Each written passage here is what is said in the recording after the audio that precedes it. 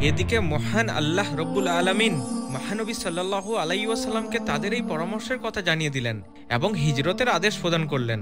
যে রাতে কুরাইশ কাফেররা তাদের হীন ষড়যন্ত্র কার্যকর করার পদক্ষেপ নিল এবং বিভিন্ন গোত্র থেকে বাছাই করা যুবকরা তার বাড়ির চারিদিকে ঘেরাও করে বসেছিল, সে রাতেই তিনি হিজরত করার সিদ্ধান্ত গ্রহণ করেন এবং আলী রাদিয়াল্লাহু আনহুকে বললেন, তুমি আমার বিছানায় চাদর মুড়ি দিয়ে শুয়ে থাকো। এরপরই তিনি ঘর থেকে বের হয়ে গেলেন।